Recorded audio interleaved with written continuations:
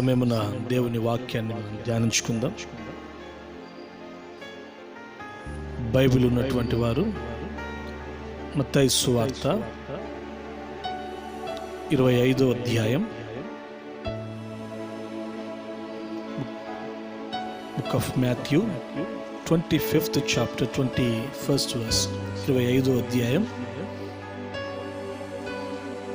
21వ వాక్యాన్ని మనం చదువుకుందాం.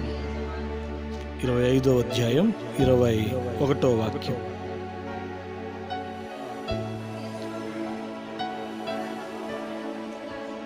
అతని యజమానుడు, బలా నమ్మకమైన మంచి దాసుడా,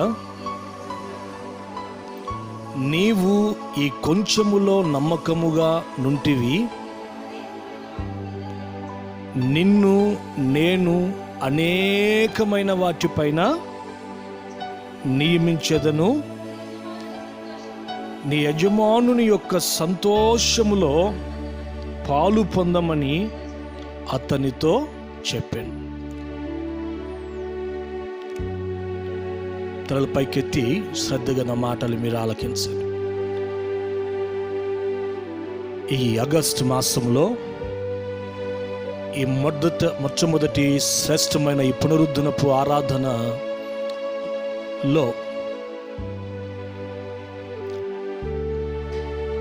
ప్రభు మనకు అనుగ్రహిస్తున్నటువంటి మాట ఇది.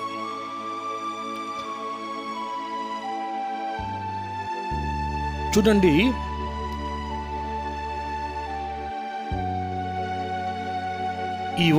ఇది ఒక ఉపమానం. యేసు ప్రభు ఈ భూమి మీద శరీరధారిగా సంచరిస్తున్నటువంటి దినాలలో 2000 సంవత్సరాల క్రితం ఆయన సశరీరుడుగా సంచరిస్తున్నటువంటి దినాలలో ఆయన ఎన్నో ప్రసంగాలు చేశారు. అయితే ఆయన చేసే ప్రతి ప్రసంగములో ఏ ఉపమానము లేకుండా ఆయన ఏ రోజు కూడా చెప్పలేదట. ప్రజలకు అర్థమయ్యే రీతిలో, శైలిలో వారికి అనేకమైన ఉపమానములు చెప్పి ఆయన ఉపన్యసిస్తూ ఉండేవారు. ఇది చదువుకున్న ఈ యొక్క వాక్య భాగం కూడా మనం గమనిస్తే, యేసు ప్రభు చెప్పిన ఉపమానాలలో ఇది ఒక ఉపమానం. ఒక యజమానుడట ఆయన దూరదేశానికి వెళ్తూ ఆయన క్రింద 3 పనివారు దాసులు ఉంటే ఆ 3 పనివాళ్ళను పిలిచి, నేను దూరదేశానికి వెళ్తున్నాను పని మీద, ఎప్పుడు నేను మరలా తిరిగి వస్తానో నాకే తెలీదు, కాబట్టి ఇదిగో మీరు ఈ తలాంతులు తీసుకొని వీటితో మీరు వ్యాపారం చేసి ఇంకా అనేకమైన తలాంతులు మీరు సంపాదించండి అని చెప్పి, అక్కడ వ్రాయబడి ఉన్న మాట ఏంటో తెలుసా? వారి సామర్థ్యతను బట్టి, అకార్డింగ్ టు ద కెపాసిటీ, ఆయన వారికి తలాంతులను అనుగ్రహించి వెళ్ళారట. అయితే ఒక వ్యక్తికి 5 తలాంతులు ఇచ్చారు, మరొక వ్యక్తికి 2 తలాంతులను ఇచ్చారు, మరొక వ్యక్తికి 2 తలాంతులు ఇచ్చారు. ఇచ్చి ఆయన వెళ్ళిపోయారు. వెళ్ళిపోయిన తర్వాత కొన్ని రోజులు గడిచిన తర్వాత ఆయన మరలా తిరిగి వచ్చి, నేను వీరికి వెళ్తూ తలాంతులు ఇచ్చి వెళ్ళాను కదా, వీరు ఏం చేశారు ఆ తలాంతులను, వాటిని ఎలా వినియోగించుకున్నారు అని చెప్పి ఒక్కొక్కరిని ఆయన దగ్గరికి పిలుచుకున్నాడట యజమానుడు. పిలుచుకొని ఈ 5 తలాంతులు ఇచ్చినటువంటి ఒక వ్యక్తిని పిలిచి అడుగుతున్నాడు. ఏమన్నట్టే, నేను నీకు 5 తలాంతులు ఇచ్చి వెళ్ళాను కదా, అయితే ఆ 5 తలాంతులతో నువ్వేం చేసావు అని అడిగితే ఆ యొక్క వ్యక్తి అన్నమాట ఏంటంటే, నీవు 5 తలాంతులు నాకు ఇచ్చి వెళ్ళావయ్యా, ఆ 5 తలాంతులతో నేను మరి 5 తలాంతులు సంపాదించాను, ఇదిగో మొత్తం 10 తలాంతులు అని చెప్పి యజమానునికి 10 తలాంతులు ఇచ్చారట. ఇంకొకరిని పిలిచాడు, 2 తలాంతులు ఇచ్చాను కదా, నీవేం చేసావు ఆ 2 తలాంతులు అంటే, అతను కూడా ఆ 2 తలాంతులతో వ్యాపారం చేసి అతను కూడా 2 తలాంతులు సంపాదించి మొత్తం యజమానునికి 4 తలాంతులు ఇచ్చారండి. అయితే మరొకడు ఉన్నాడు, వాడు ఎలాంటి వాడు అని అంటే సోమరివాడు. వానికి తలాంతు యజమానుడు ఇచ్చి వెళ్తే యజమానుడు అడిగితే వాడిని అంటాడు ఏమనంటే, నీవు విత్తని చోట కూర్చుకునేవాడవని నిన్ను గూర్చి నాకు బాగా తెలుసయ్యా, కాబట్టి యజమానుడా నీవు 1 తలాంతు నాకు ఇచ్చి వెళ్ళావు కదా, ఆ 1 తలాంతుని ఏం చేశానంటే మట్టి తవ్వి పూడ్చిపెట్టాను, నీవు వచ్చావు కదా, ఇదిగో అది తీసాను, ఇప్పుడు బయటికి తీసుకో అని చెప్పి ఆ 1 తలాంతుని యజమానునికి ఇచ్చారట. ఆ 1 తలాంతు ఇచ్చిన ఆ యొక్క వ్యక్తితో ఈ యజమానుడు ఏమంటున్నాడంటే, ఒరే సోమరి అయిన చెడ్డదాసుడా, నేను నీకు 1 తలాంతునిస్తే ఆ తలాంతుని వినియోగించి మరిన్ని తలాంతులు సంపాదించుకోకుండా వాటిని తవ్వి మట్టిలో పాతి పెడతావా అని చెప్పి వాణిని వెలుపల చీకటిలో వేయించినట్లుగా లేఖనాల్లో మనం చూస్తున్నాం. అక్కడ ఏడ్పును పండ్లు కొరుకుడు తప్ప మరేమీ లేదట. ఆ తర్వాత ఈ 5 తలాంతులు ఇచ్చినటువంటి ఒక వ్యక్తిని, ఈ 2 తలాంతులు ఇచ్చినటువంటి ఒక వ్యక్తిని పిలిచి వారితో యజమానుడు అంటున్నటువంటి మాట ఏమిటంటే, చదవండి మరొకసారి ఆ వాక్యాన్ని, 21వ వాక్యాన్ని, 25, 21. అతని యజమానుడు, బలానమ్మకమైన మంచి దాసుడా, నీవు ఈ కొంచెములో నమ్మకముగా ఉంటివి, నేను నిన్ను అనేకమైన వాటిపైన నియమిస్తాను. చూడండి, ఆ 2 వ్యక్తులతో యజమానుడు అంటున్న మాట, వారికి అనుగ్రహించినటువంటి ఆ తలాంతుల విషయాల్లో వారు ఎంతో నమ్మకంగా ఉన్నారు. వారిలో ఉన్నటువంటి ఆ యొక్క నమ్మకత్వాన్ని బట్టి యజమానుడు వాళ్ళను చూచి వారిని మెచ్చుకొని వారితో అంటున్నాడు ఏమన్నట్టే, ఇదిగో మీరు ఈ కొంచెములో ఎంతగానో మీరు నమ్మకంగా ఉన్నారు కాబట్టి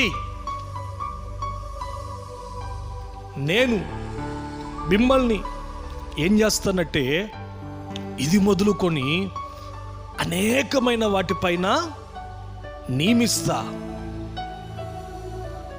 అని వారికి ప్రమోషన్ ఇస్తున్నట్లు, వారిని యజమానుడు హెచ్చిస్తున్నట్లు మనం చూస్తూ ఉన్నాం. ఈ ఆగస్టు మాసంలో ఈ వర్తమానాన్ని వింటున్నటువంటి మీతో కూడా ప్రభు చెప్తున్న మాట ఏంటో తెలుసా?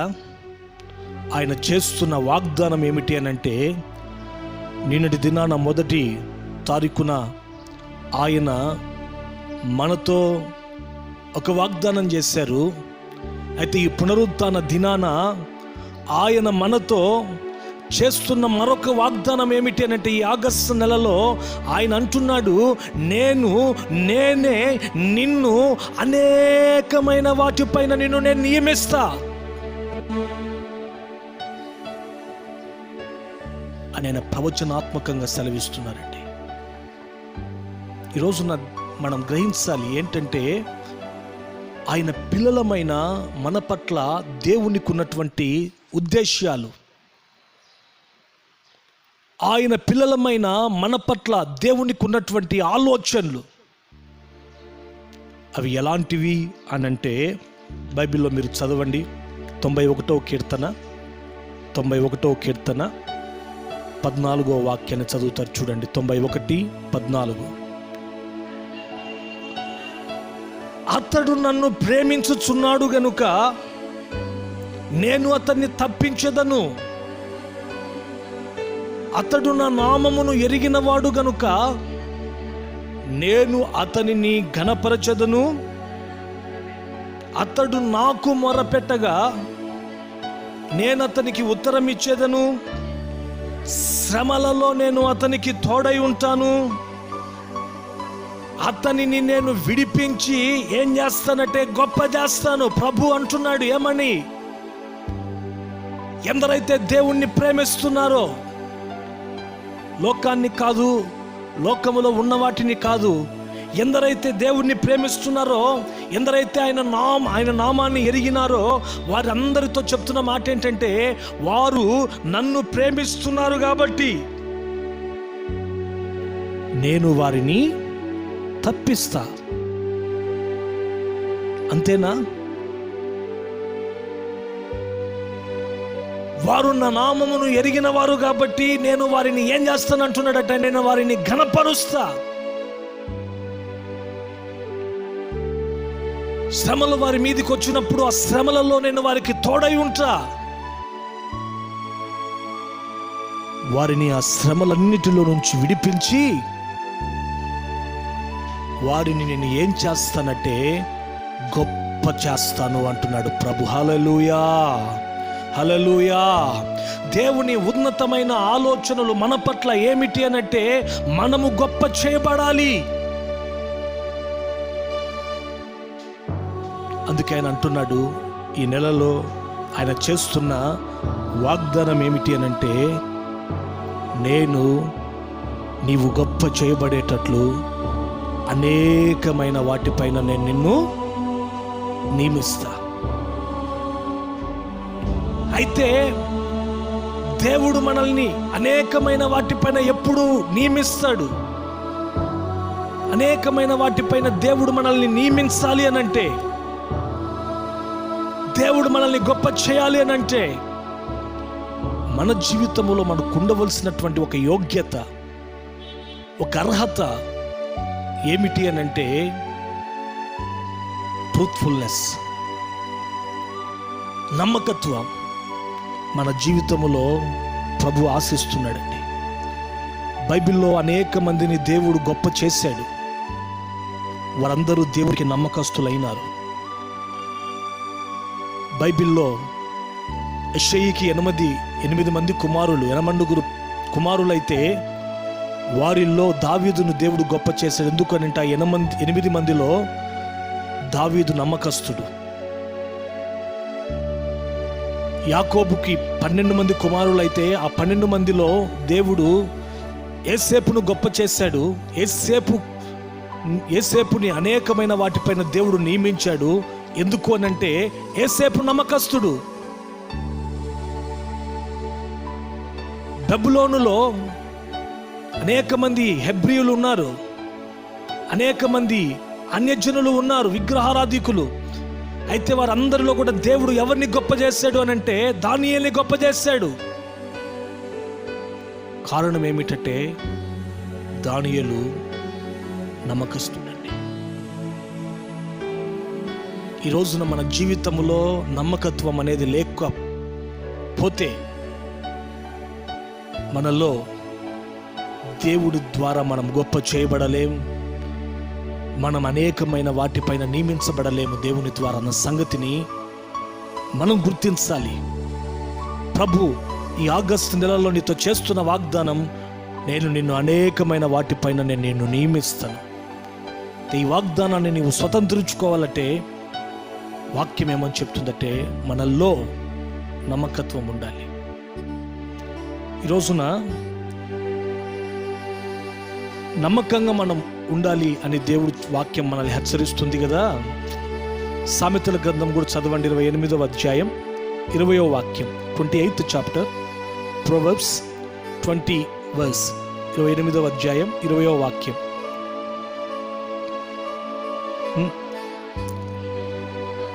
నమ్మకమైన వానికట దీవెనలు మెండుగా కలుగును. నమ్మకమైన వానికి దీవెనలు ఎలా కలుగుతాయట?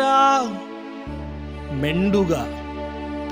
ఎవరైతే నమ్మకంగా ఆయన్ని సేవిస్తారో, ఎవరైతే నమ్మకత్వాన్ని కనబరుస్తారో,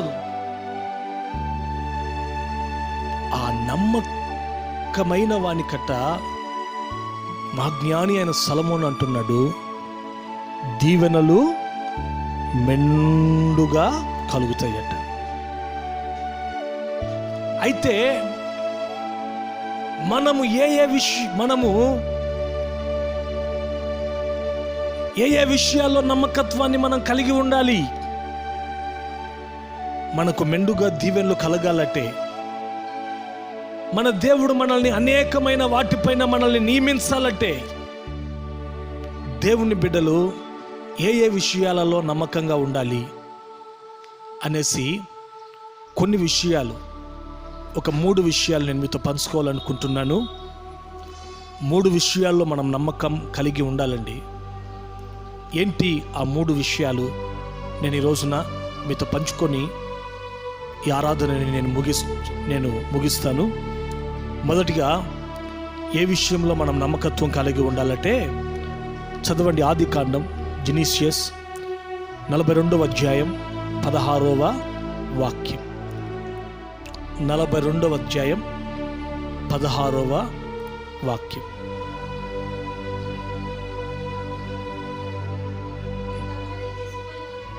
మీ తమ్ముణ్ణి తీసుకొని వచ్చుటకు మీలో ఒకరిని పంపుడి, అయితే మీరు బంధింపబడి ఉందురు. అట్లు మీలో సత్యమున్నదో లేదో మీ మాటలు శోధింపబడును. లేని ఎడల ఫరో జీవము తోడు మీరు వేగులవారని చెప్పి వారిని 3 దినములు చెరసాలలో నేను వేయిస్తాను. చూడండి, ఇక్కడ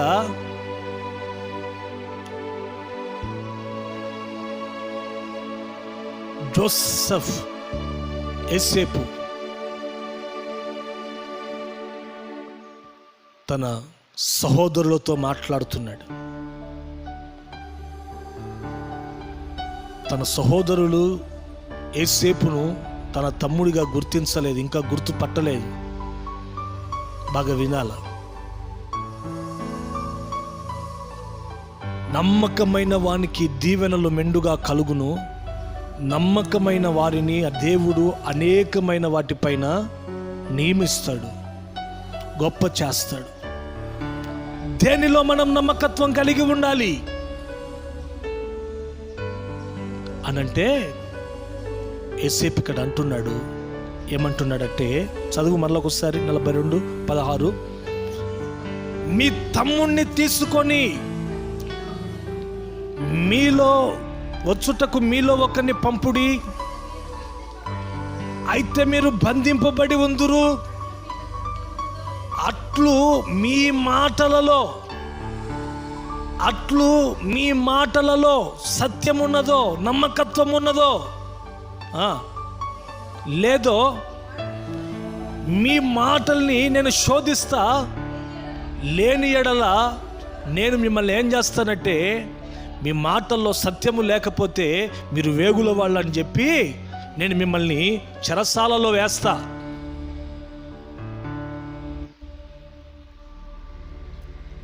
చరిత్ర మనకు బాగా తెలుసు. ఏంటి అనంటే,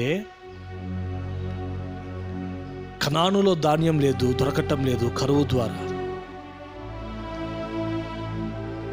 యాకోబుకి వర్తమానం వినబడింది, ఐగుప్తు దేశంలో ధాన్యం సమృద్ధిగా ఉంది అని. దానిని బట్టి యాకోబు తన 10 మంది సహోదరులను ఐగుప్తు దేశానికి పంపించారు. ధాన్యం తీసుకొని రండిరా, లేకపోతే ఈ కరువులో మనం చచ్చిపోతాము అనేసి. ఈ యాకోబు బెన్యామీనును వారితో కూడా పంపించలా. కారణం ఏంటంటే ఈ బెన్యామీను అంటే యాకోబుకి చాలా ఇష్టం. బైబిల్లో రాయబడిన మాట ఏంటో తెలుసా? బెన్యామీను యొక్క ప్రాణం, యాకోబు యొక్క ప్రాణం ఒకదానితో ఒకటి పెనవేసుకుందట. పంపించలా. 10 మంది మీరు వెళ్ళండి అంటే వెళ్ళారు. యేసేపును వారిని గుర్తించాడు, వారు తన సహోదరులని. అయితే వారితో ఎలా మాట్లాడుతున్నాడంటే, మీరు ధాన్యాన్ని కొనుక్కొని వచ్చినట్లు నాకు కనబడటం లేదే. ఈ దేశాన్ని వేగు చూచేందుకు ఒకవేళ మీరు వచ్చారేమో, మాకేం తెలుసు. ఈ దేశం యొక్క గుట్టు తెలుసుకొని పోవాలని చెప్పి వచ్చారేమో. మేము ఎట్లా నమ్మాలి మిమ్మల్ని అని జోసెఫ్ అడుగుతున్నప్పుడు, యేసేపు వారిని అడుగుతున్నప్పుడు వారు అంటున్న మాట ఏంటో తెలుసా? ఏమంటున్నారంటే, అయ్యా మా నాన్నకు 12 మంది కుమారులయ్యా, అయితే యేసేపు అనేవాడు ఒకడు లేడు. మా నాన్నతో ఇప్పుడు ప్రస్తుతం ఒకడున్నాడు బెన్యామీను, వాడంటే ఆయనకు చాలా ఇష్టం కాబట్టి వాడిని మా నాన్నతోనే ఉంచుకొని మా 10 మందిని పంపించాడు. మా నాన్న పేరు యాకోబు, మేమంతా కూడా గొర్రెలు కాచుకునే వాళ్ళం, మందల్ని మేపుకునే వాళ్ళం కనాను దేశంలో అని చెప్తున్నప్పుడు ఈ యేసేపు వారితో అంటున్న మాట ఏమిటంటే, ఇదిగో మీ మాటల్లో సత్యం ఉందని మాకెట్లా తెలుస్తుంది? కాబట్టి మీరు ఇప్పుడు 10 మంది వచ్చారు కదా ఇక్కడికి, ఈ 10 మందిలో ఒకడు మా దగ్గర ఉంచాలా. మీరు 9 మంది వెళ్ళండి. మరలా వచ్చేటప్పుడు మీరు ఆ బెన్యామీన్ అనేవాడు ఒకడు ఉన్నాడు మీ నాన్న దగ్గర అన్నారు కదా, వాడిని మీతో కూడా తీసుకొని రండి. అప్పుడే మీ మాటలు సత్యమైనవని నేను తెలుసుకుంటాను అనేసి, మీ మాటలు ఇప్పుడు నేను శోధిస్తున్నాను, మీ మాటలలో సత్యం ఉందని అప్పుడు నేను తెలుసుకుంటాను మీరు తీసుకొచ్చినప్పుడని యేసేపు చెప్తున్నట్లుగా చూస్తున్నాం. చూడండి, రోజున దేవుని బిడ్డలారా, నమ్మకమైన వానికి దీవెనలు మెండుగా కలుగుతాయి. నమ్మకమైన వారిని దేవుడు అనేకమైన వాటిపైన నియమిస్తాడు. అయితే ఆ దేవుడు మనల్ని దీవించాలి అనంటే మొదటిగా మన జీవితంలో దేనిలో మనము నమ్మకంగా ఉండాలి అనంటే, ఈ వాక్యం మనకి ఏమని హెచ్చరిస్తూ ఉంది అనంటే, మన నోటి మాటలో నమ్మకత్వం ఉండాలి. దేంట్లో నమ్మకంగా ఉండాలి? నోటి మాటలో నమ్మకత్వం కలిగి ఉండాలి. యేసేపు అంటున్నాడు, మీ మాటలలో సత్యం ఉన్నదో లేదో అట్లు నేను తెలుసుకుంటా. యేసేపు ఇక్కడ ఎవరికి సాదృశ్యం? యేసు ప్రభుకి సాదృశ్యం. ఇక్కడ ఈ రోజున మనం ఆరాధిస్తున్నటువంటి దేవుడు ఎవరు అనంటే, మన మాటల్ని శోధించే దేవుడండి. మన మాటల్ని ఆయన పరిశీలన చేస్తాడు. మన నోట ఎలాంటి మాటలు వస్తున్నాయి,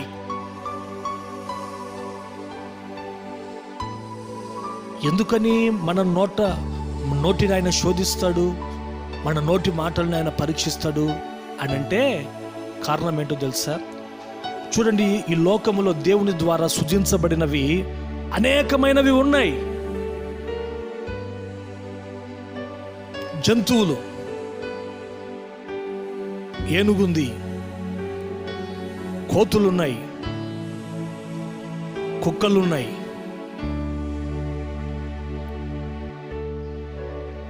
మనకి నోరు ఎలా పెట్టాడో వాటికి కూడా నోరు అలాగే పెట్టి. అయితే మనిషికి ఒక జంతువుకి తేడా ఏమిటి అనంటే, మనిషి నోట దేవుడు ఏం పెట్టాడంటే మాటల్ని పెట్టాడు. ఏం పెట్టాడు? మాటల్ని పెట్టాడు. అయితే ఈ జంతువుల నోట మాత్రం దేవుడు మాటలు పెట్టలా. చూడండి, ఇప్పుడు ఇంట్లో కొడుకుకి ఏమైనా ఆరోగ్యం బాగలేదనుకో, ఆ కొడుకు తన హృదయంలో ఉన్నటువంటి ఆ యొక్క విషయాల్ని తల్లి దగ్గరికి వచ్చి, అమ్మా నాకు జ్వరంగా ఉంది అని తన బాధని తల్లితో వ్యక్తపరుస్తాడు. దానిని బట్టి తల్లి వెంటనే దాన్ని స్పందించి యాక్షన్ తీసుకుంటుంది. మనకు ఈ సంతోషం వచ్చినా, మనకు ఏదైనా బాధే కలిగినా, మన సంతోషాన్ని మన బాధల్ని పంచుకునేందుకు దేవుడు మనకి నోటినిచ్చాడు. అయితే జంతువుల పరిస్థితులు ఏంటండి?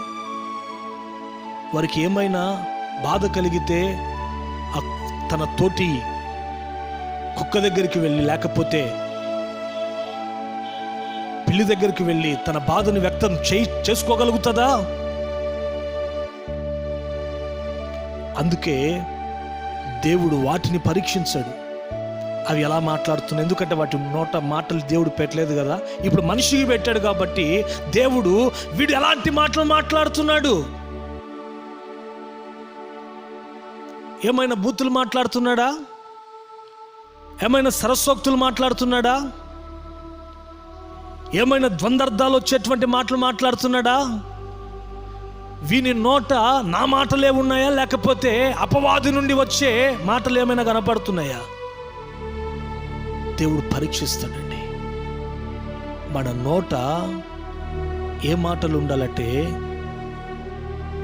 దేవుని మాటలే ఉండాలి, దేవుని యొద్ద నుండి వచ్చే మాటలే ఉండాలండి. దేవుని యొద్ద నుండి వచ్చే మాటలు ఎలా ఉంటాయి, అపవాది నుండి వచ్చే మాటలు ఎలా ఉంటాయో నేను చెప్తాను. చూడండి, యేసు ప్రభువే చెప్పాడు ఈ మాట. మత్తయి సువార్త చదవండి. మత్తయి సువార్త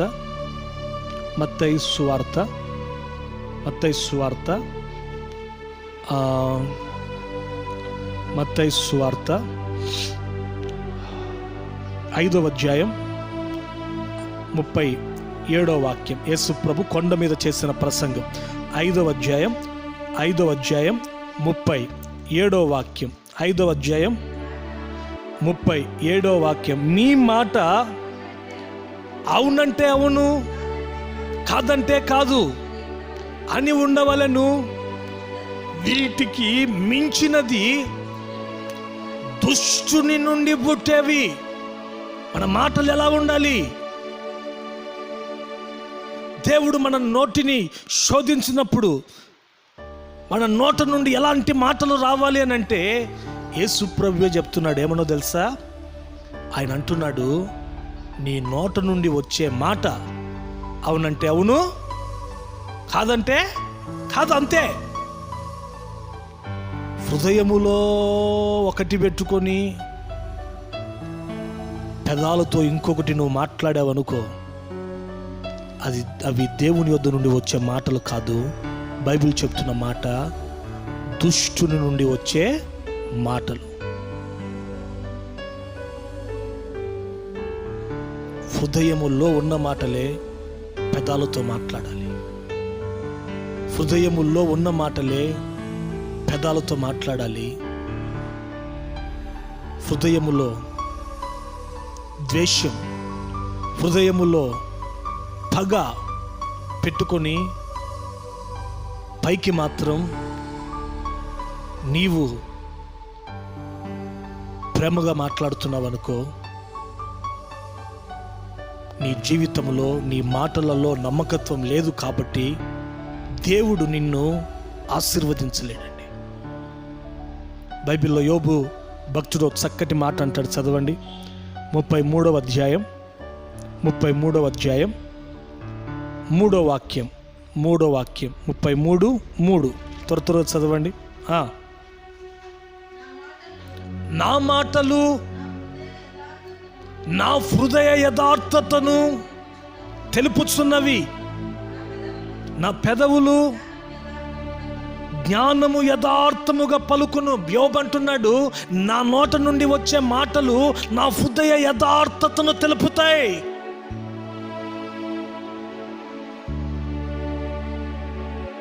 నా నోట నుండి వచ్చే మాటలు నా హృదయ యథార్థతను తెలుపుతాయి. నా హృదయములో ఏదైతే ఉంటుందో అదే నా నోటితో నేను మాట్లాడుతాను, కానీ హృదయములో ఒకటి పెట్టుకొని పైకి ఇంకొకటి మాట్లాడడం నాకు చేత కాదు అంటాడు.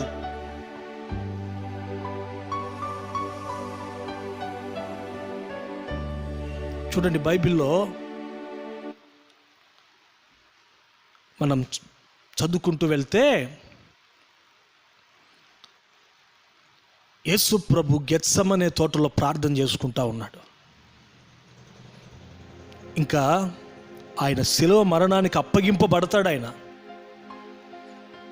ఆయనతో కూడా పేతురు, యోహానులు ఉన్నారు.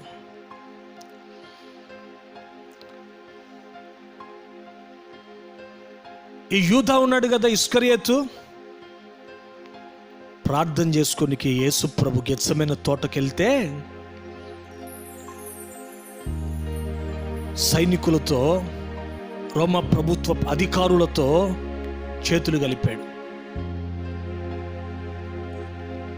ఏమనంటే, యేసు ప్రభు నేను పట్టిస్తానయ్యా, మీకు నాకు ఎన్ని వెండి రూకలు ఇస్తారు?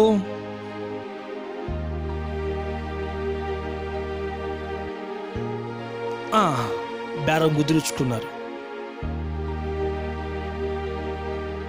పలానా గెత్సెమనే తోటకు రండి, అక్కడికి నేను వస్తా, ఆయన ప్రార్థన చేసుకోనికి వెళ్ళాడు, నేను చూపిస్తా మీకు అని అంటే వాళ్ళు వచ్చారు. ఈయన కూడా వెళ్ళాడు గెత్సెమనే తోటకి. చూస్తే యేసు ప్రభు అక్కడ మరి కొంతమంది శిష్యులు యేసు ప్రభుతో ఉన్నారు. వారు అందరూ ఒకే విధంగా ఉన్నారు. సైనికులు అంటారు ఏమనంటే, బోధకుణ్ణి మేము ఎలా గుర్తించబడతావు, అందరూ ఒకే విధంగా ఉన్నారు అని అంటే, యూదా ఇస్కరియోతు అంటాడు ఏమనంటే, ఇదిగో నేను బోధకుని దగ్గరికి వెళ్ళి, యేసు ప్రభు దగ్గరికి వెళ్ళి ముద్దు పెట్టుకుంటా. నేను ఎవరినైతే ముద్దు పెట్టుకుంటానో ఆయనే నజరేయుడైన యేసు అని చెప్పి మీరు బంధించి అరెస్ట్ చేయండి అన్నాడు. సరే, ఇదేదో బాగుంది ఒప్పందమని గెత్సెమనే తోటకొచ్చారు వాళ్ళు. యేసు ప్రభు అక్కడ ఉన్నాడు. యూదా ఇస్కరియోతు యేసు ప్రభు దగ్గరికి వెళ్ళి అమాంతంగా ఆయన మెడ మీద పడి ముద్దు పెట్టుకున్నాడండి. పేతురు, యోహాను అక్కడ ఉన్నారు శిష్యులు. యూదా ఇస్కరియోతు ఎప్పుడైతే మెడ మీద పడి ముద్దు పెట్టుకున్నారో వాళ్ళు అనుకొని ఉంటారు మేబీ ఏమనంటే, యేసు ప్రభు అంటే వీనికి ఎంత ప్రేమరా నాయన, ఎంత ప్రేమ యేసు ప్రభు అంటే ఈయనకి, యూదా ఇస్కరియోతుకి అని అనుకొని ఉంటారు. అయితే ప్రేమ ఉందవానికి, లోపలేముంది? పగ.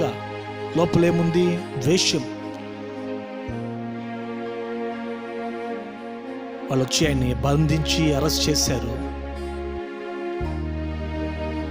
తర్వాత లోక కళ్యాణార్థ నిమిత్తమై యేసు ప్రభు సిలువలో బలి అయ్యాడు. 3వ దినాన పునరుత్థానుడై మరణాన్ని జయించి లేచాడు. అయితే ఈ యూదా ఇస్కరియోతు జీవితం ఏమైంది అని మనం లేఖనాల్లో మనం చదువుకుంటూ వెళ్తే, అతన్ని గూర్చి రాయబడిన మాట ఏంటంటే, తను చేసిన ఆ పనికి తను మనస్సాక్షి తన్ని వేధించినప్పుడు సూసైడ్ చేసుకొని పొట్ట పగిలి పేగులు బయటకు వచ్చి చచ్చిపోయాడట. కారణం ఏంటి? హృదయములో ఒకటి, పెదాలతో ఇంకొకటి. ఈ రోజున ఇలా నీవు ప్రవర్తిస్తున్నావా? నీ నడవడిక ఇలా ఉందా? దేవుడు నిన్ను ఆశీర్వదించాలని, అనేకమైన వాటిపైన దేవుడు నిన్ను నియమించాలని ఆశపడుతున్నాడు. ఈ రోజున నియమించబడాలి అని అంటే నీవెలా ఉండాలో తెలుసా? కొంతమంది ఉంటారు, పైకి కఠినంగా కనపడుతుంటారు మనుషులు, కానీ లోపల ప్రేమ ఉంటుందండి. పైకి ప్రేమ లేనట్టు కనపడతారు, కానీ లోపల ప్రేమ ఉంటుంది. ఫర్ ఎగ్జాంపుల్, పేతురు జీవితాన్ని మనం చూస్తే, యేసు ప్రభు శిష్యులలో నీవు ఒకడువి కదా అని పేతురుని అడిగినప్పుడు 3 సార్లు అతడు బొంకాడు, యేసు ప్రభు ఎవరో నాకు తెలియదు అని. ఎక్కడ యేసు ప్రభుని బంధించినట్లు నన్ను కూడా బంధిస్తారో అని. అయితే లోపల మాత్రం యేసు ప్రభు అంటే చాలా ప్రేమ ఉంది ఆయనకి. కొంతమంది తండ్రిలో మీరు గమనించండి, తండ్రికి పిల్లలంటే చాలా ప్రేమ ఉంటుంది, కానీ ఎక్కడ క్రమశిక్షణ లేకుండా వాళ్ళు ఉంటారో బ్రతుకుతారో అని పైకి గద్దిస్తుంటారు. ఎందుకు అనంటే వాళ్ళతో ప్రేమతో ఉంటే భయం ఒకవేళ ఉండదేమో, నేనంటే భయపడరేమో అని చెప్పి. లోపల మాత్రం తండ్రికి పిల్లలంటే చాలా ప్రేమ ఉంటుంది. అట్లా పేతురు కూడా యేసయ్య అంటే చాలా ప్రేమ, కానీ బయటికి అలా ఉన్నాడు. చూడండి, అయితే ఒక రోజు ఆయన పునరుత్థానుడైన తర్వాత పేతురుకు దేవుడు ప్రత్యక్షమైనాడు. బాగా వినాల మాటలు. అడుగుతున్నాడు, ఏమన్నా తెలుసా? చదవండి మీరు బైబిల్లో నుంచి. యోహాను సువార్త 21వ అధ్యాయం 17వ వాక్యం. గాస్పెల్ జాన్, యోహాను సువార్త 21వ అధ్యాయం 17వ వాక్యం. 21:17. 21:17. యోహాను కుమారుడవైన సీమోను, నీవు నన్ను ప్రేమించుచున్నావా అని అతనిని అడిగాను.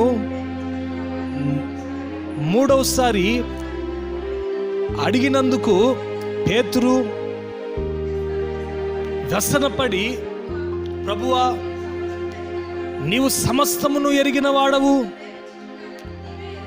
నేను నిన్ను ప్రేమించుచున్నానని. ఇదిగో నీవెవరివేనంటే ఎరిగి ఉన్నవై నన్ను, నీవెవరివేనంటే పై వేషాన్ని చూసే దేవుడు కాదు, హృదయపు అంతర్భాగాన్ని గుర్తించగలిగినటువంటి శక్తి కలిగిన దేవుడివి.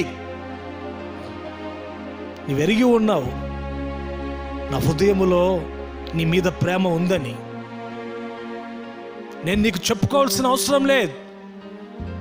ఏదో నన్ను వాళ్ళు ఎక్కడ చంపేస్తారేమని నా పెదాలతో పైకి అలా చెప్పాను, కానీ నా గుండె నిండా నీవే నాయనా అని చెప్పేసి అది నీకు తెలుసు అన్నాడు. అన్న వెంటనే యేసు ప్రభు అనే మాట ఏంటో తెలుసా? ఏమంటున్నాడంటే, చదువు తర్వాత, యేసు, నా గొర్రెలను నీవు మేపుము, నీవు యవ్వనుడవై ఉండినప్పుడు నీ అంతటా నీవే నడుము కట్టుకొని నీకిష్టమైన చోటికి వెలుచుంటివి. నీవు ముసలవాడవైనప్పుడు నీ చేతులు చాచుదువు, వేరొకడు నీ నడుము కట్టి నీకిష్టము కాని చోటికి నిన్ను మోసుకొని పోతాడు. చూడండి, ఇక్కడ యేసు ప్రభు అంటున్నాడు. అప్పుడు యేసు ప్రభు అంటున్నాడు ఏమన్నట్టే, ఇదిగో నీవు నా గొర్రెల్ని మేపు అని. ఈ పేతురు కట్ట దేవుడు ఆ మహిమ కలిగినటువంటి పరిచర్యని, ఆయన తరువాత ఆయన పరిచర్యను కొనసాగించేందుకు ఈ పేతురుని దేవుడు ఏర్పరచుకొని, పేతురుని దేవుడు సంఘమంతటి మీద నియమించినట్లుగా ఆడ మనం లేఖనాల్లో చూస్తున్నాం. ఆమేన్, హల్లెలూయా. కారణం ఏమిటి, ఎందుకు అనంటే, ఈరోజున గమనించండి, పేతురుల్లో ఉన్న నమ్మకత్వం అండి.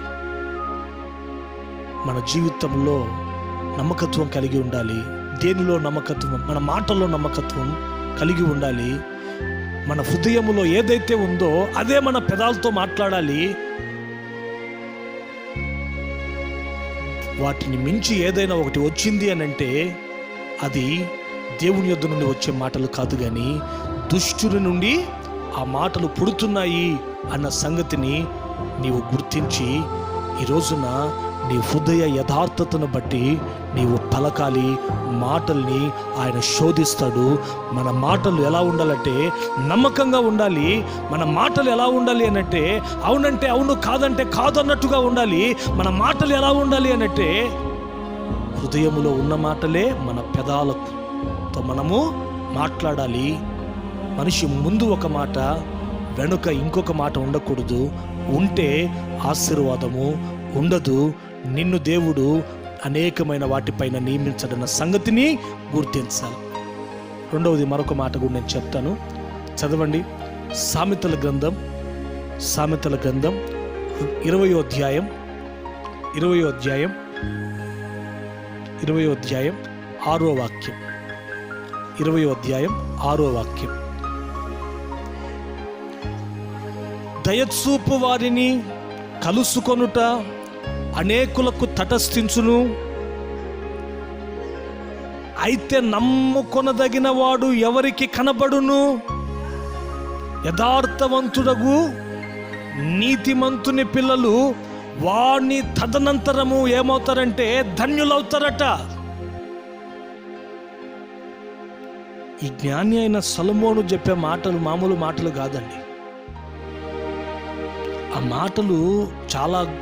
మాటలో చాలా అర్థం ఉంటుంది. దేవుడే అన్నాడు ఏమన్నంటే, నీ కంటే జ్ఞానం కలిగిన వాడు ఇంతవరకు పుట్టలా, ఆ తర్వాత కూడా పుట్టబోడు అన్నాడు. అంతే. అలాంటి పరసంబంధమైన దైవికమైన డివైన్ విజ్డమ్ దేవుడు ఈ యొక్క సొలొమోనుకు దేవుడు ఇచ్చాడండి. ఈ సొలొమోను 20వ కీర్తనలో 6వ వాక్యంలో అంటున్నాడు, దయచూపు వాణిని కలుసుకొనుటకు అనేకులకు తటస్థిస్తుందట.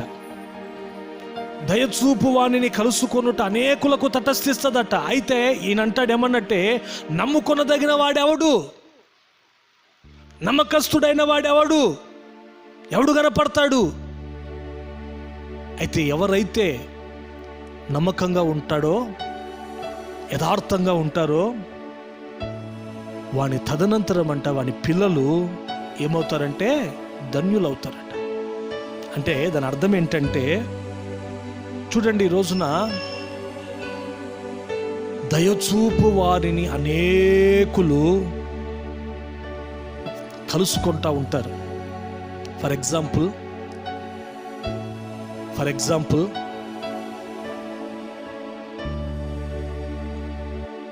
ప్రధానమంత్రినే మనం తీసుకుందాం, ముఖ్యమంత్రినే మనం తీసుకుందాం. వారు ప్రభుత్వములోకి రాకముందు ఏ ప్రధానమంత్రి అయినా ఏ ముఖ్యమంత్రి అయినా కొందరు ఎలా ఉంటారో తెలుసా? అందరూ కాదు కానీ కొందరు ఎలక్షన్స్కి ముందు వాళ్ళు చెప్పే మాటలు ఎలా ఉంటాయి అని అంటే, ఇదిగో మీరు మమ్మల్ని గెలిపించండి, మేము మీకు అన్నీ చేస్తాం, రోడ్లు వేపిస్తాం, కుళాయిలు వేపిస్తాం, తర్వాత అన్నీ మీకు ఇల్లు ఇప్పిస్తాం అని ఉపన్యాసాలు చేస్తుంటారు. అయితే ఎలక్షన్స్ అయిపోయిన తర్వాత వాళ్ళని నమ్మి మనం ఓటేసామనుకోండి, ఆ తరువాత వాళ్ళు చెప్పిన మాటలులో ఏమైనా నెరవేర్చారా అని అంటే, చూడండి, ఆ తర్వాత మనకు వారు కనబడరు కూడా కనపడరు. అంటే స్టేజ్ ముందు ఒక జీవితం ఉంటుంది, స్టేజ్ వెనక ఇంకొక జీవితం ఉంటుంది.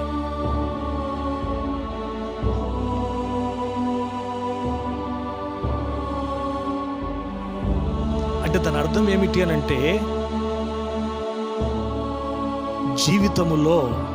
మనిషి జీవితములో నమ్మకంగా ఈ రోజున మనుషులు ఉండటం లేదు.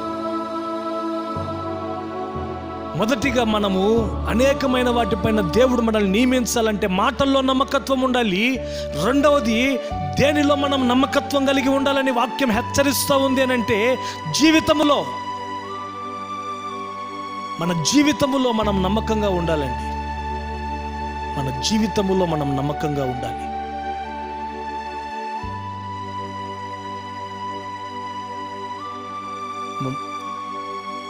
మన జీవితంలో నమ్మకంగా ఉండాలి. ఒకటి బాహ్య జీవితము, రెండవది అంతరంగ జీవితం. ఈరోజున బాహ్యంగా అనేక మంది నమ్మకంగా ఉన్నట్లు చూస్తున్నాం, కానీ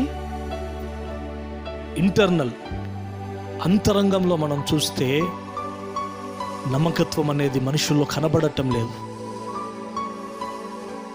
బయటికి మాత్రం వాళ్ళని చూస్తే వీళ్ళు ఎంతో మంచి భక్తులేమో అన్నట్టు ఉంటారు.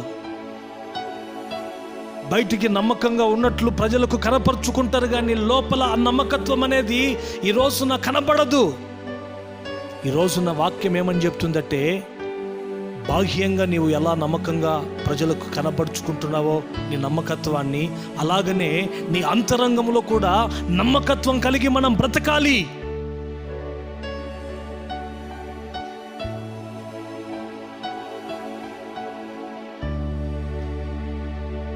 ఈ రోజున నేను ప్రకటిస్తున్న యేసు ప్రభు ఎవరో తెలుసా? ఆయన బాహ్యంగా నమ్మకమైన వ్యక్తి మాత్రమే కాదండి, అంతరంగంలో కూడా నమ్మకస్తుడు. ఆమేన్, హల్లెలూయా. ఆయన ఈ లోకములో, ఈ భూమి మీద శరీరధారిగా కృపాసత్య సంపూర్ణంగా సంచరించినప్పుడు ఆయన చేసిన బోధలు నీతి బోధలు.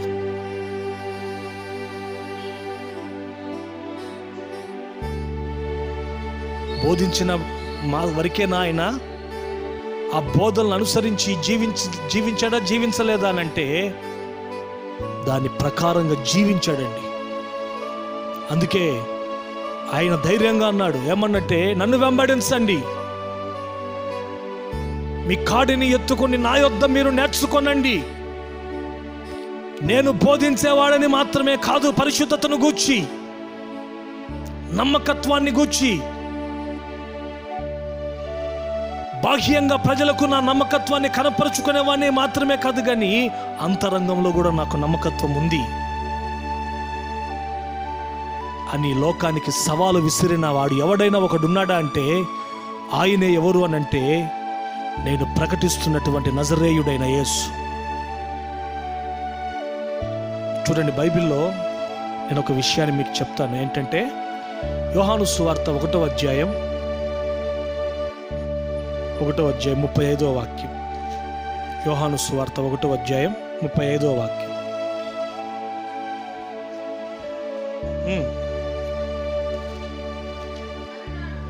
మరునాడు మరలా యోహాను అతని శిష్యులలో ఇద్దరు నిలుచుండగా అతడు నడుచుచున్న యేసు వైపు చూచి, ఇదిగో దేవుని గొర్రెపిల్ల అని చెప్పాను. అతడు చెప్పిన మాట ఆ ఇద్దరి శిష్యులు విని యేసుని వెంబడించి యేసు వెనుకకి తిరిగాడు. వారు తన్ను వెంబడించుట చూచి, మీరేమి వెతుకుచున్నారని వారిని అడగగా, వారు, రబ్బీ, నీవు ఎక్కడ కాపురమునుచున్నావని ఆయనను అడిగిరి. రబ్బీ అని మాటకు బోధకుడని అర్థము. ఆయన అన్నాడు, ఏమన్నట్టు, వచ్చి చూడడని ఆయన వారితో చెప్తున్నాడు. చల్లల పైకి ఎత్తండి బాగా, ఇంకా చాలు, బాగా వినాల వాక్యం. మనిషి జీవితంలో నమ్మకంగా ఉండాలి. మొదటిగా మాట అని చెప్పా. రెండవది జీవితం అనేది 2 విధాలు. ఒకటి బాహ్య జీవితం. బాహ్య జీవితంలో అందరూ నమ్మకంగా కనబడుతుంటారు. బాహ్య జీవితంలో నమ్మకంగా ఉండాలి, అంతరంగ జీవితంలో కూడా నమ్మకంగా ఉండాలి. అప్పుడే దీవెనలు మెండుగా కలుగుతాయి. యేసు ప్రభు వెళ్తున్నాడు. యోహాను చూశాడు యేసు ప్రభుని. చూసి ఈ బాప్తిసం ఇచ్చే యోహాను తన శిష్యులతో అన్నాడు, ఇదిగో ఆడ వెళ్తున్నాడు, చూసావా, ఆయన ఎవరనుకుంటున్నావు? లోక పాపాన్ని మోసుకొనుచున్న దేవుని గొర్రెపిల్ల. అని శిష్యులతో చెప్పాడు. ఆయన శిష్యులతో ఆ సమయమున యేసు ప్రభుని వాళ్ళు వెంబడించడం ప్రారంభించారు. వెంటనే యేసు ప్రభు తిరిగి చూస్తే యేసు ప్రభుతో ఉన్న 12 మంది శిష్యులు కాకుండా కొత్త గొర్రెలు యేసు ప్రభు కనపడ్డాయి. ఏంద్రా కొత్త గొర్రెలు కనపడుతున్నాయి అంటే, ఈ మొఖాలు ఎప్పుడు నాకు కనపల్లా అని ఆయన ఏం చేశాడంటే, ఎవరిని మీరు వెతుకుతున్నారు అని అడిగాడు యేసు ప్రభు. అప్పుడు వారు అంటున్నారు, అయ్యా అనాలి, వాళ్ళు అనాలి ఏమన్నట్టే, యోహాను మిమ్మల్ని లోక పాపం మోసుకొని పోతున్న దేవుని గొర్రెపిల్ల అని మిమ్మల్ని గూర్చి చెప్పారు. నిజంగా మీరు లోక పాపాన్ని మోసుకొని పోయే దేవుని గొర్రెపిల్లవా అని అడగాలి. అడిగారా అంటే అలా అడగట్లేదు, కానీ వారేమడుగుతున్నారంటే, రబ్బీ బోధకుడా, పైన మాత్రం బయట బోధలు బలవేస్తున్నావు నువ్వు, ఆత్మ విషయమై దీనులైన వారు ధన్యులు, అలాంటి వారిదే పరలోక రాజ్యమని, దీనులు భూమిని స్వతంత్రించుకుంటారు అని, అబ్బో నీ నీతి బోధలు చాలా బాగున్నాయి. అయితే మేము నీ నివాస స్థలాన్ని చూడాలనుకుంటున్నాం నాయనా, నీవు ఎక్కడుంటున్నావో, నీవు కాపురం ఉండే స్థలం మాకు చెప్పు అని అడిగారు. ఎందుకు అనంటే, బయట బాగానే బోధ చేస్తున్నాడు ఈ బోధకుడు, ఇంటికి వెళ్తే కదా ఈయన గుట్టు బయటపడేది అని అడిగారు. అన్న వెంటనే చూడండి యేసు ప్రభు అంటున్న మాట ఏంటో తెలుసా? భయపడలా ఆయన, కమ్ అండ్ సీ, వచ్చి చూడండిరా నాయనా, నేను బయట ఎంత నమ్మకంగా ఉంటానో అలాగేనే నా ఇంట్లో కూడా అంత నమ్మకంగా ఉంటాను, వచ్చి మీరు చూడండి అని చెప్తే, చదవండి ఇప్పుడు 39వ వాక్యం చదవండి. 39 వారు చూడడని ఆయన వారితో చెప్పగా, వారు వెళ్ళి ఆయన కాపురమున్న స్థలమును చూచి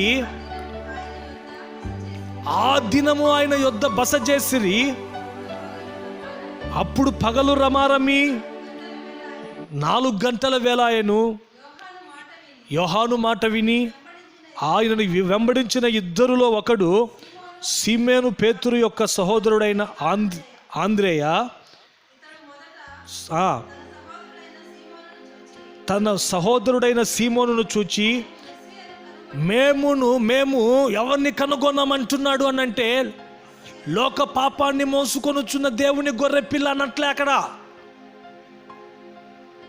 చూసారా, మెస్సయ్యని మేము కనుగొన్నాం. యోహాను ఏమని పరిచయం చేశాడు వీళ్ళని?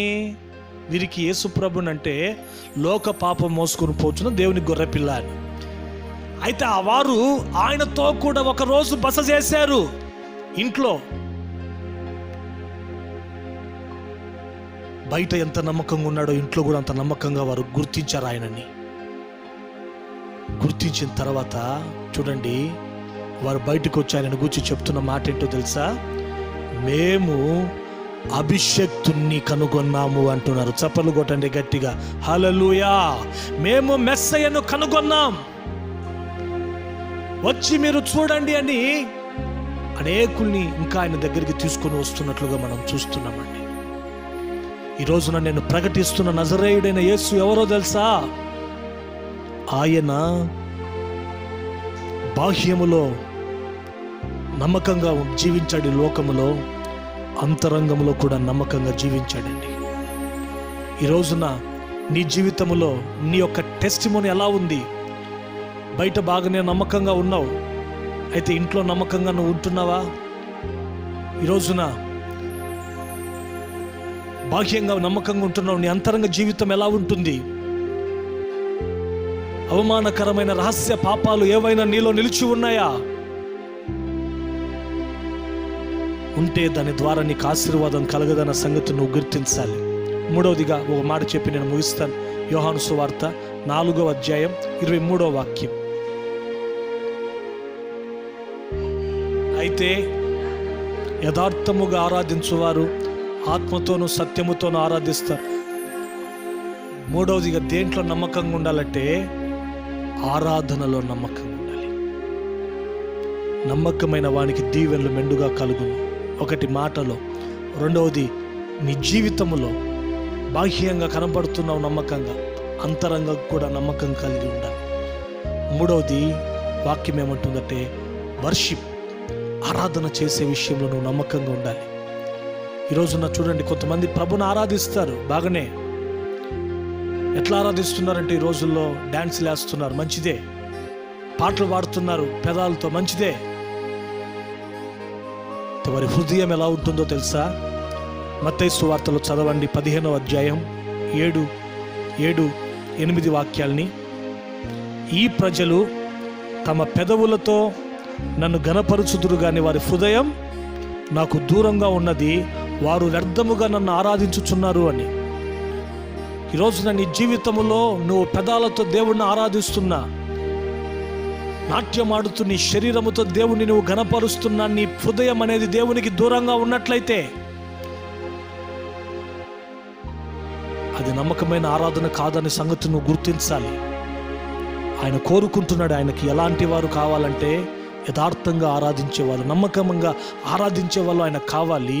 ఆ నమ్మకంగా నువ్వు ఆ విధంగా ఆరాధిస్తేనే నీ జీవితంలో ఆరాధన ద్వారా కలిగే గొప్ప కార్యాలని మన జీవితంలో మనం అనుభవిస్తామండి. కొంతమంది ప్రభుని ఆరాధించినప్పుడు చూడండి, వారి జీవితాల్లో వారికి గొప్ప విడుదల, విమోచన కలిగింది. పౌలుశీలలు దేవుని ఆరాధించినప్పుడు చెరసాల పునాదులు కదల్చబడ్డాయి. యెహోషాపాతు సైన్యానికి ముందు ఆరాధికుల్ని పెట్టినప్పుడు వాళ్ళు పాటలు పాడి ప్రభునామాన్ని ఘనపరిచినప్పుడు శత్రువుల మీద జయాన్ని పొందారు. అలాంటి ఉన్నతమైన కార్యాలు నీ ఆరాధనలో జరగాలి అని అంటే పెదవులతో నువ్వు స్తుతించడం కాదు, శరీరముతో నువ్వు ప్రభుని ఘనపరచడం కాదు, కానీ వాటితో కూడా నీ హృదయము దేవునికి దగ్గరగా ఉండాలి. హృదయముతో నువ్వు దేవుణ్ణి ఆరాధించే వ్యక్తిగా నువ్వు ఉండాలి. ఆరాధనలో నమ్మకంగా ఉండాలండి, నమ్మకంగా ఉండాలి. మన జీవితంలో మేలు జరిగినప్పుడు మాత్రమే ప్రభుని ఆరాధించడం కాదు, కానీ కష్టాలు, ఇబ్బందులు వస్తాయి. షడ్రక్ మేషక్ అబేద్నెగోలు అంటారు, ఈ మండుచున్న అగ్నిగుండంలో నుంచి నా దేవుడు మమ్మల్ని రక్షించుటకు సమర్థుడు. ఒకవేళ ఆయన మమ్మల్ని రక్షించకపోయినా సరే మేము ఆయనను తప్ప వేరొక దేవుణ్ణి మేము ఆరాధించం. నమ్మకంగా ఉన్నవా ఆరాధనలో? లేకపోతే ఏదైనా శ్రమ వచ్చినప్పుడు, ఇబ్బంది వచ్చినప్పుడు సనుగులు, సంశయాలతో నీ జీవితాన్ని కొనసాగిస్తున్నావా? కళ్ళు మూయండి, ప్రార్థన చేసుకుందాం ఈ సమయమని. కళ్ళు మూయండి, ప్రార్థన చేసుకుందాం ఈ సమయమని. Praise the Lord, praise the lord.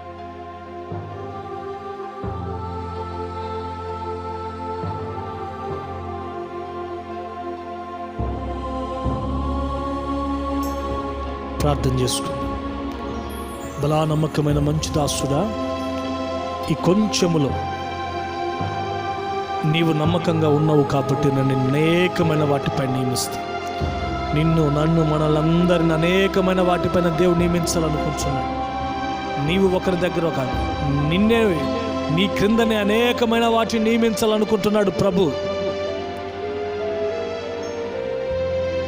అతడు నన్ను ప్రేమించుచున్నాడు గనుక నేను అతన్ని తప్పించేదను.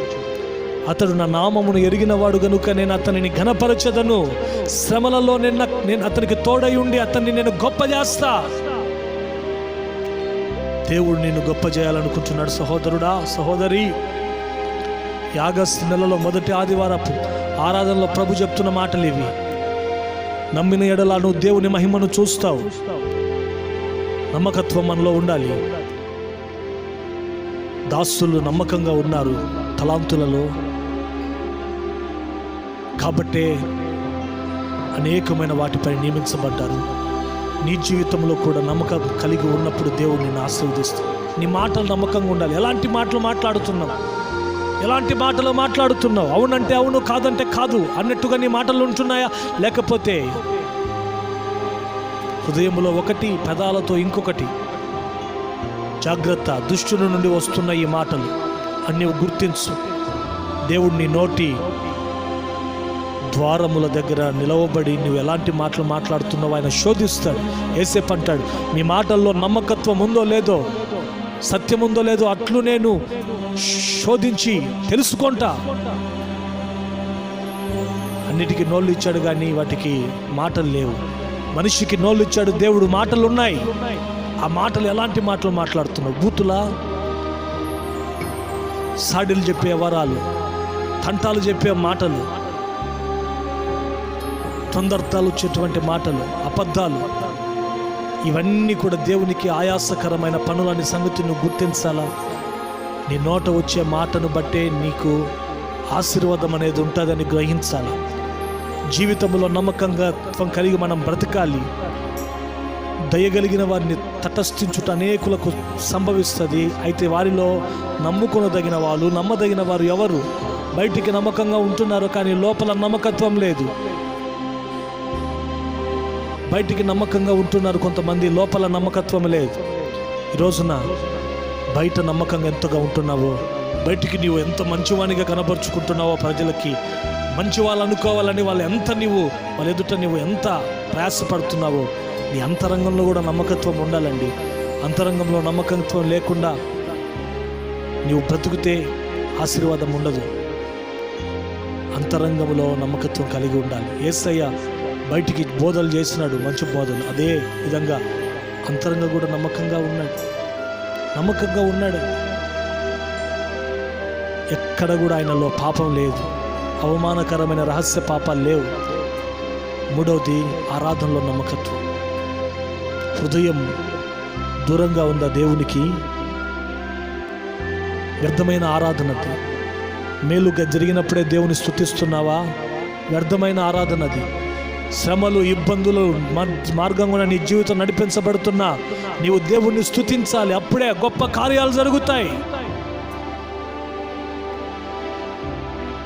స్తోత్ర. ప్రేమగల తండ్రి, ఇంతవరకు ఆరాధన మీ దీవెనకరంగా జరిగించి, అయ్యా బలా నమ్మకమైన మంచి దాసుడా, ఈ కొంచెములో మీరు నమ్మకంగా ఉన్నారు కాబట్టి, నీవు నమ్మకంగా ఉన్నావు కాబట్టి నేను అనేకమైన వాటిపైన నియమిస్తాను అని మీరు సెలవిచ్చారయ్యా. నాయనా, మేము నీ ద్వారా దీవింపబడాలంటే నమ్మకత్వం కలిగి ఉండాలి. వేటిలో నమ్మకత్వం కలిగి ఉండాలో వాక్యపు వెలుగులో నుంచి మీరు మాతో మాట్లాడారు. ఈ 3 విషయాల్లో నమ్మకత్వం కలిగి జీవించేటట్లు మమ్మల్ని బలపరచండి. ఈ నెలంతా కూడా ఈ కార్యక్రమాన్ని వీక్షించిన ప్రతి ఒక్కరితో మీరు ఉండండి అయ్యా. చేస్తున్న చేతి పనుల్లో తోడుగా ఉండండి నాయనా. కరోనా కోరలకు చిక్కుకోకుండా ప్రతి బిడ్డను కాపాడండి అయ్యా. అతడు నన్ను ప్రేమించుచున్నాడు కనుక నేను అతన్ని తప్పిస్తానని వాగ్దానం చేశాను. మీ బిడ్డలు నాయన ఏ పనుల నిమిత్తమై బయటికి వెళ్ళినా ప్రతి ఒక్కరూ తప్పించబడాలయ్యా. కరోనా బారిన పడకుండా, కరోనా వ్యాధిని నిర్మూలపరచని దేశంలో నుండి అయ్యా పూర్వపు వైభవాన్ని మీరు మాకు దయచేయండి తండ్రి. అనారోగ్యంతో ఎవరైతే కరోనాకి గురై ఉన్నారో వారి కోసం ప్రార్థిస్తున్నాం, వారికి మంచి ఆరోగ్యం దయచేయండి. ఎవరికి ఆరాధన ఆశీర్వాదకరంగా నడిపించినందుకు స్తోత్రం చెల్లిస్తూ లైవ్ కార్యక్రమాన్ని వీక్షించిన ప్రతి కుటుంబాన్ని దీవించమని యేసు పేరట అడుగుచున్నాం తండ్రి. ఆమేన్. ఆమేన్. తండ్రి దేవుని ప్రేమ, కుమారుడైన యేసుక్రీస్తు కృప, పరిశుద్ధాత్మ దేవుని సన్నిధి సహవాసం చేరివచ్చిన ప్రతి ఒక్కరికి సకల పరిశుద్ధులకు సదాకాలం తోడైన నడిపించునుగాక. ఆమేన్. ఆమేన్. అందరికీ వందనాలు. ఈ ఆరాధన ద్వారా మీరు ఆధ్యాత్మికమైన మేలు పొందుంటే ఇతరులకు షేర్ చేసి మా పరిచయలో పాలు పొందండి. దేవుడు మీ కుటుంబాన్ని దీవిస్తాడు.